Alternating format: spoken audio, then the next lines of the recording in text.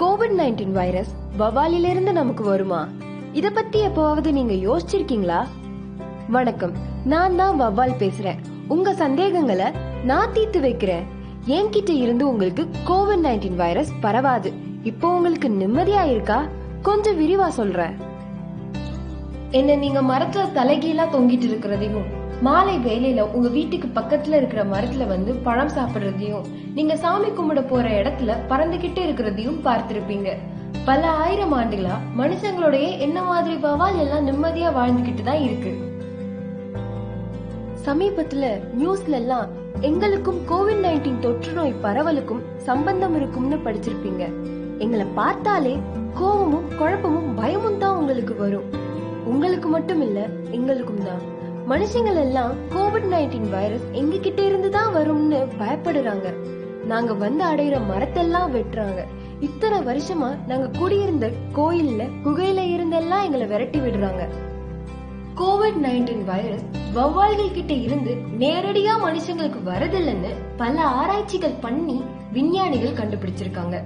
வவ்வால்களை தொடுறதுனாலயோ எங்களோட எச்சங்கள் பக்கத்துல போறதுனாலயோ வைரஸ் மனுஷங்களுக்கு பரவுதுங்கிறதுக்கு எந்த ஒரு ஆதாரமும் இல்ல. அதுக்காக எங்களை தொட்டு பிடிச்சு விளையாடலாம்னு அர்த்தம் இல்ல. மற்ற காட்டுயிர்கள் போலதான் நாங்களும். அதனால நாம விலகியே இருக்கிறது நல்லது.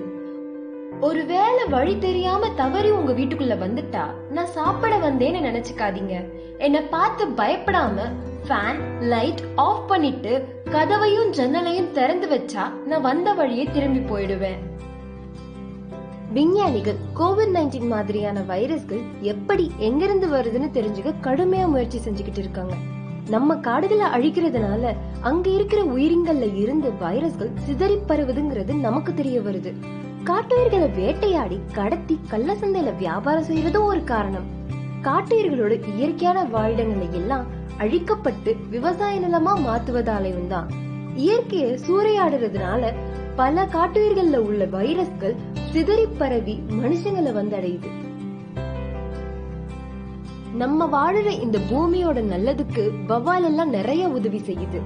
அரிசி, கோதுமை, சோளம் மாதிரியான பயிர்களை எல்லாம் தாக்குற பூச்சிகளை சாப்பிட்டு அதோட எண்ணிக்கையை குறைக்கிறோம். கொசுக்களையும் நாங்க நிறைய சாப்பிடுவோம்.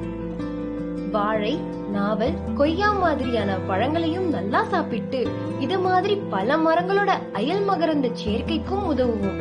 ஆனால் நாங்க பாதி சாப்பிட்டு விட்டு போன பழங்களை நீங்க எடுத்து சாப்பிடாதீங்க. அது ஒருவேளை உங்களுக்கு ஒத்துக்காம போகலாம். ஆல், அரசு மாதிரியான பல வகையான மரங்களோட விதைகளையும் நாங்க ரொம்ப தூரத்திற்கு பரப்புவோம். இயற்கை சமநிலையும் மனிதர்களோட நலமும் நல்லா இருக்கிறதுக்கு எங்களோட பங்கு முக்கியமானது. இந்த பூமிக்கு நாங்கள் செய்யற சேவைகளை தொடர்ந்து செய்யணும்னா எங்களோட வாழிடங்களை சிதைக்கவோ எங்களை விரட்டி அடிக்கவோ வேண்டாம். இவ்வளவு நேரம் நான் பேசினத பொறுமையா கேட்டதுக்கு நன்றி. உங்களோட நண்பர்கள் கிட்டயும் சொந்தக்காரங்க கிட்டயும் நான் சொன்னதையெல்லாம் சொல்லுங்க. நாம எல்லாருமா சேர்ந்து கோவிட்-19 மாதிரியான தொற்று நோய் வராம பார்த்துக்கலாம்.